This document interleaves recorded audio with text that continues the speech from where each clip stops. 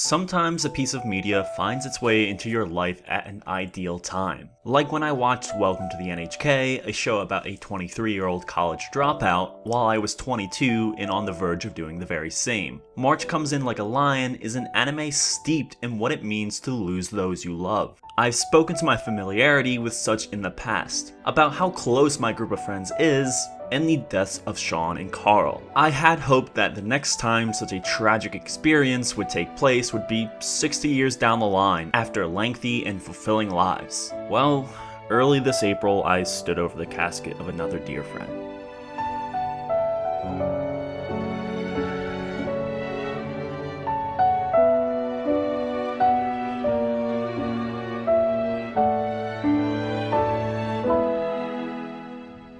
March Comes In Like a Lion is a funny show. It's a cute show. It does both far better than most who centralize themselves around such. It also, as the kids say, hits like a truck. Rei Kiriyama is broken, at times unable to socialize, attend school, get out of bed, or think of himself as anything other than a faulty person not worth concern. He's someone who has dedicated his life to shogi, something he only ever enjoyed as a bonding point with his family. Like many an episode, the fifth installment opens up with shogi, which is essentially a Japanese variant on chess. A middle-aged man is playing with a young Rei. The older gentleman admits defeat, but you don't get the sense he let a child win out of kindness. Rei is intently staring at the board as if he is seeing 20 moves ahead. The man meanwhile lets out a genuine grunt of intrigue and confusion. He questions why Rei didn't make a specific move. The young boy replies like he understood it was a trap, and from the very first move, he knew how to outmaneuver his opponent. Rei's father eventually arrives, greeting his friend, who describes Rei's sense for shogi as greater than any child his age,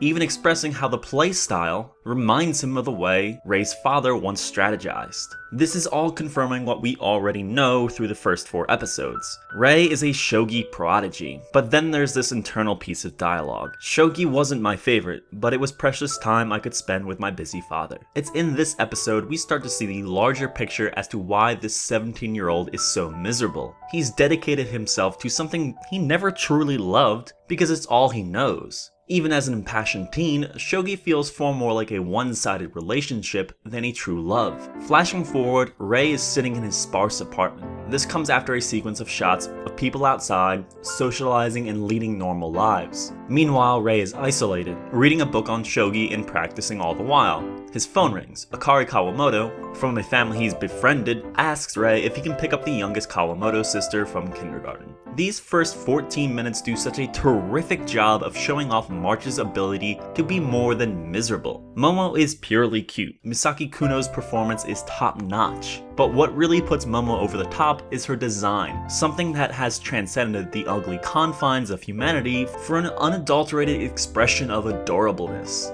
She also has this sly sense of confidence only a child who has yet to be disillusioned with the world can possess. Rei isn't fully comfortable around Momo for reasons we'll understand soon. He cares for her but isn't capable of furthering the sibling connection. His lack of willingness makes for a tenuous link, as visually reinforced by the loose grip he has on Momo's hand. Both characters are fragile. Rei because of the many tragedies he's suffered, and Momo as the physical embodiment of childhood innocence. As the two walk home, another one of the show's comedic strengths, the internal voices of the animals, comes into play, which is expressed in this instance by a dog who is captivated by Momo's cuteness, chasing after her in hopes of play, which ends up scaring little Momo, causing her to trip and fall. It's just this great bit of humor that stays on theme with the matter of the inability to communicate, but turns what is usually dour into playful, wholesome fun. And so, in the sunset-soaked Kawamoto residence exuding traditionalist Japan, Rei comforts the crying Momo, tending to her wounds, acting very much like the big brother figure he is so uncommitted to. And well, that's because he's just not ready to revisit his own wounds. He's not comfortable with accepting another little sister into his life, because he's terrified of losing those he holds dear.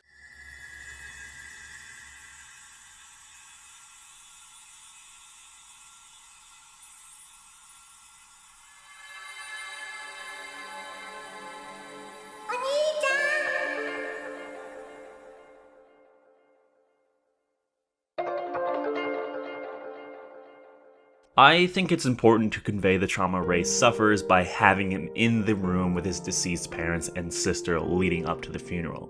Combined with what happens at the funeral itself, it makes Rei feel very much like a person whose world has been torn away from him. The situation is dire, as murmurs from his extended family at best show concern for his well-being, but not to the point they'd take action. At worst, scheming by his aunt and uncle to take over the hospital ran by Rei's grandfather, a duty that had recently fallen upon Rei's father after he gave up on his professional shogi career. In every shot, Rei is isolated, driving home just how far his life has fallen. There's a really powerful line during this flashback. Rei is talking about how even when he was bullied at school, he knew he had his own bedroom and loving family to return to. But now, I realized out of the 365 days in a year, I wouldn't have a single moment to feel relief.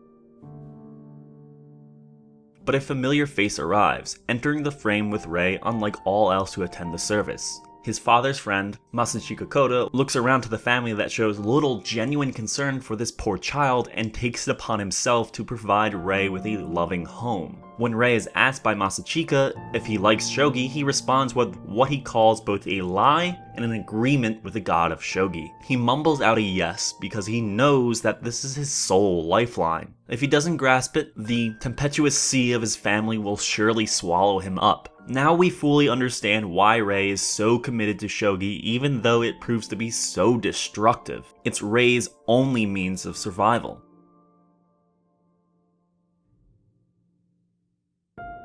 Rei is alone in his Spartan apartment, eyeing up his torn sweater. As he attempts to fix the tear, a firm slap to the face splashes on screen. It's this brilliant transition where it throws the audience back into the mess of Rei's life. We're shown the trauma he suffers as a child, and this brief, lighthearted scene in the modern day is a respite. The slap wakes both Rei and the audience up to his unfortunate reality. The Koda household is one of shogi, and Rei's adoptive father proves to not be the best parent, while his new siblings make him feel responsible for all that's gone wrong in their lives. Both Kyoko and Ayumu Koda are being molded under Masachika's stern shogi teachings. And when Rei is introduced to the Kodas, both children lose favor with their father. Rei is treated as the golden child. His arrival mentally breaks these kids. Ayumu falls into depression to the point his teacher comes to visit to discuss his low spirits and slipping grades. As a result, he quits shogi and becomes a shut-in. His father's response when Rei attempts to convince him to press on? Well, Masachika explains if Ayumu needs someone to convince him to keep playing, then it's pointless. In so many words, he just wrote off his elementary school son as a failure, like some experiment gone wrong. Just prepare the next one and keep on going, saying that to become a great professional shogi player, you have to learn to go it alone. This advice not only damages Ayumu, but Rei too. As a child already prone to being an outsider, these words go on to define him. At 17, he's more often than not isolated or doubting why others show any care for him. Then one more child falls victim. Kyoko, 4 years older than Rei, has her shogi abilities rapidly surpassed. As a result, Masachika not only nominates Rei to join the Professional Shogi Federation, but stops teaching Kyoko, saying that if she can't beat Rei, it's pointless and she should just give up. This man taught his children to define themselves by their shogi abilities, and decided they weren't up to snuff, tossing them aside. He may still be involved in their lives and attempt to show parental care, but in this house of shogi, they're nothing to him. The fiery Kyoko does not take this lying down. Her physical and mental abuse of Rei continues into adulthood. Even if some part of her knows it's not his fault and sees him as a brother still, she's incapable of looking at Rei and not viewing him as the wrench that was thrown into the machine of the Koda family. A terribly distraught young Rei absorbs himself into shogi as both a distraction, but as a realization that if he doesn't work hard, he too could end up like the Koda children. I get this. All of this. I understand what it is to pour your very being into a singular purpose in fear of failure. I so often speak like a shonen protagonist hellbent on achieving my dreams because I'm terrified of what will happen if I don't. I'm acutely aware of how hard it is to make a living as a writer, as a YouTuber. I know that, statistically speaking, there is a greater chance of me having to work jobs I'm holistically unsatisfied with than overcoming the challenge. I have a picture in my room from my high school graduation party where I stand shoulder to shoulder with 5 people I love, 3 of whom, Sean, Carl, and now Pete, are dead. It's the first thing I looked to after Pete's younger brother broke the news to me. The thought of who's next looms constantly. In my baby steps video, I speak about how obsessing over your goals, whether they be tennis, writing, or whatever compels you, can be healthy. That those who seem crazy are people who are successfully pursuing a life of happiness. There can be a flip side. Rei is a victim of such. He pours himself into shogi to the point he knows little else. He's missing out on school, doesn't have an ideal vacation outside of just a vague notion of running away. His diet is unhealthy, he lives in an apartment that is sparse and centralized around his shogi board. He struggles at social interactions. A trip to the Kawamotos is one he spends mostly in silence. My bullish attitude towards making a living off my writing has put a whole lot of pressure upon myself. An average life isn't for me because I know all too well how it can be cut short. But I'm not always such a man of conviction. I frequently doubt my abilities. There is a real possibility I fail, and the thought can be paralyzing. To know that I can pour my very all into my work and not receive satisfying results. So yeah, Rei's confliction is quite real to me.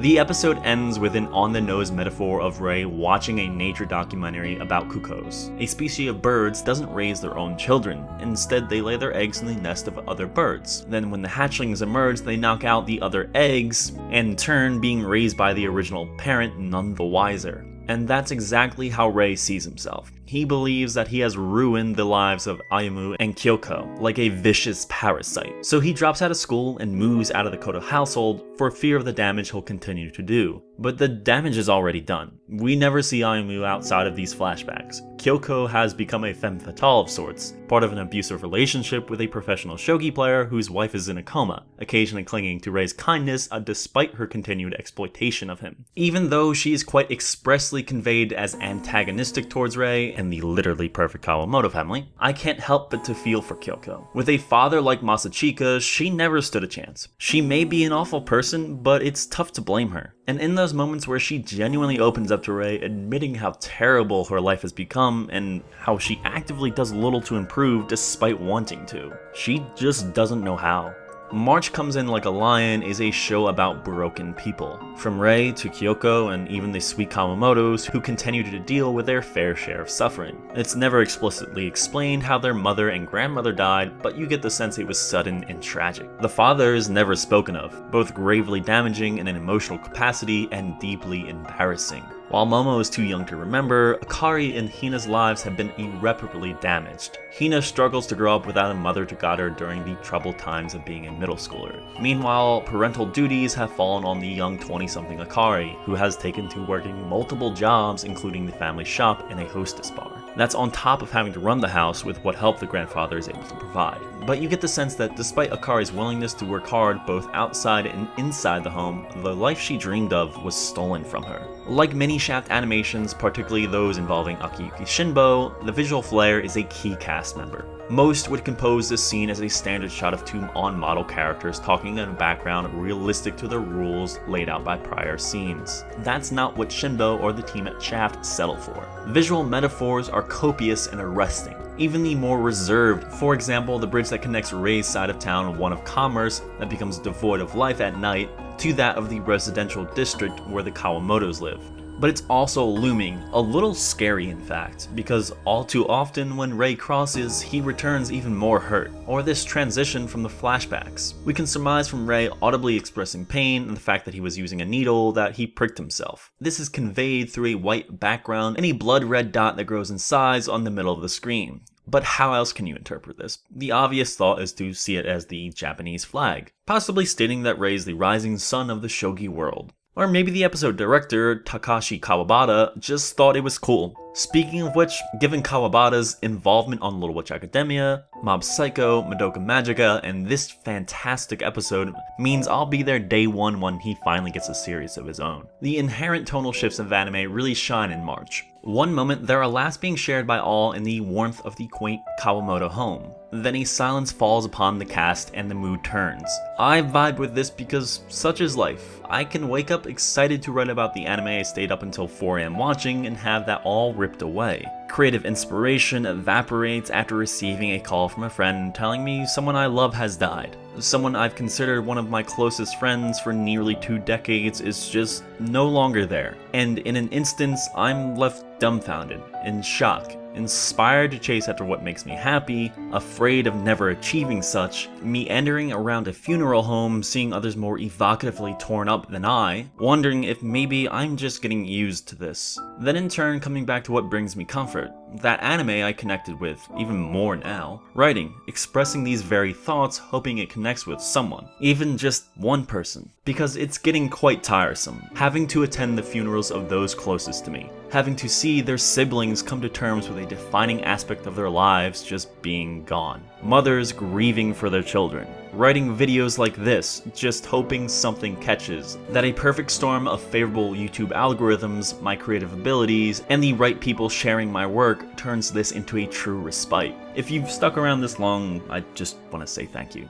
As you might imagine, writing this was pretty difficult, and I struggled to come up with something I was happy with and capable of publishing on YouTube, which is why there has been a 3-week gap in between videos. Either way, I am genuinely grateful for everyone that has been supporting my work. Whether you just watch the video or you support me on Patreon, and everything in between, that really does mean a whole lot to me. So again, thank you.